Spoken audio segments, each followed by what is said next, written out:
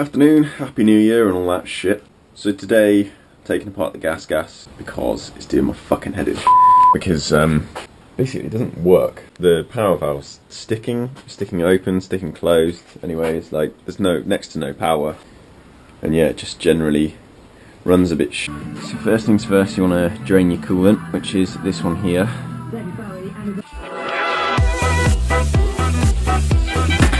I've actually already taken the power valve out, but I'll show you how to do that. I need to go back in anyway because I've been a twat and I dropped a fucking washer through the like the bell crank hole down there, so it's probably floating around in the bottom of there. So I'll show you how to get this whole side cover off, and yeah, we'll go from there. We're gonna have to tip the bike over onto its left-hand side. That way we don't have to drain any of the oil because it will stay in the crankcase.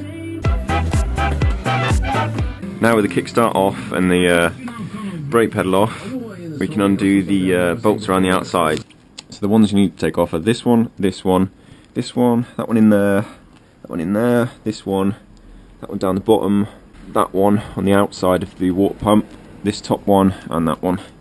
So once those are all undone, the case should be free to come off, but there's two dowels. One is in here somewhere, I'll show you that once I've got the case off, and the other is just below this one here in there.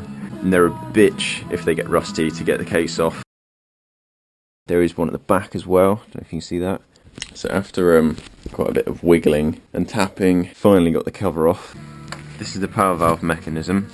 I'll show you this upper section once I've got all this back on. A friend of mine's come over later to have a look at this, so I didn't want to put it back in now, but I'll get all this sorted out. I've got the right side cover back on. Power valve still needs to go in. Obviously to get there you need to take the exhaust off, and when I took the back box off, that happened. That is supposed to be attached to the can.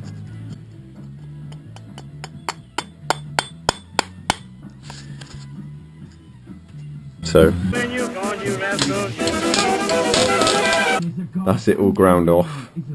So it's not a neat weld, but Luke's welding.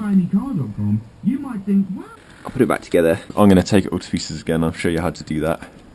And I'm going to clean it up properly before I put it back together. I've already taken that one out. I'm going to take this one off, which it's conveniently I left loose. So then this one, careful of the washer, that's the one that I dropped. I've got a new one on there. Well, it didn't actually go down the hole, I don't know where it went.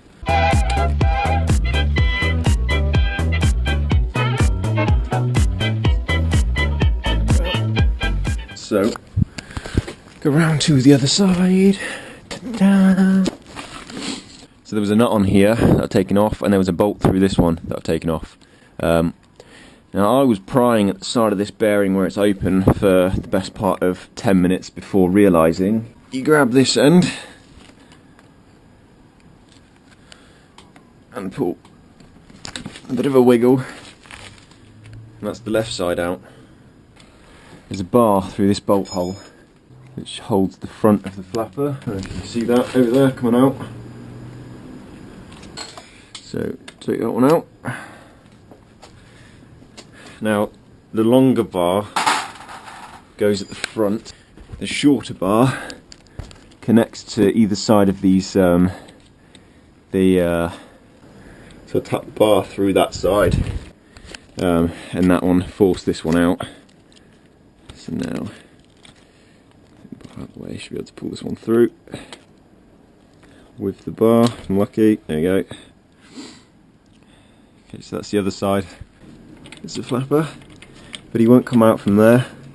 There is actually enough room just to turn it 90 degrees and it should slide right out.